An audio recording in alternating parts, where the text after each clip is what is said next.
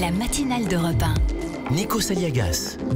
Et il est 7h11, souriez, c'est l'édito éco avec Région Job. Des milliers d'entreprises recrutent près de chez vous. Retrouvez-les sur regionjob.com. Et l'édito éco, c'est avec vous, Nicolas Barré. Souriez, Nicolas Barré, directeur de la rédaction du journal Les Échos. Week-end de violence et de débordement. Le gouvernement semble dans l'impasse, mais la situation est également embarrassante pour les syndicats. Oui, exactement. Le mouvement est un défi également pour les corps intermédiaires et au fond, leur problème est un peu le même que pour le gouvernement, c'est-à-dire reprendre la main par rapport à un mouvement qui leur échappe et qui n'attend pas grand-chose, sinon rien du tout, des syndicats.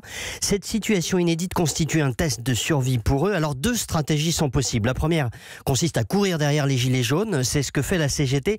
Ça n'était pas l'intention première d'ailleurs de Philippe Martinez, son patron, mais il y a été poussé par sa base. Martinez est en quelque sorte la tête d'une organisation dont le corps se radicalise facilement et qu'il ne maîtrise pas totalement. Donc en soufflant sur les braises, la CGT espère rallier à elle une partie du mécontentement qui s'exprime. Stratégie peu probante pour le moment.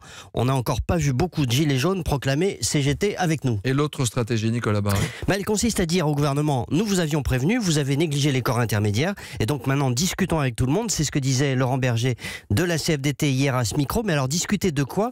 Le leader de la CFDT propose un Grenelle du pouvoir de vivre, manière de dire que les revendications vont au-delà du pouvoir d'achat, que la question est aussi celle de l'égalité devant la transition énergétique, de la compétitivité des territoires, de l'accès aux infrastructures, etc.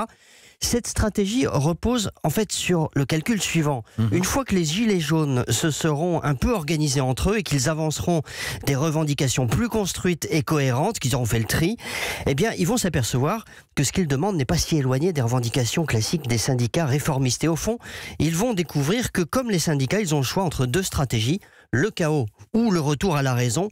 Espérons qu'ils se rallieront à la seconde.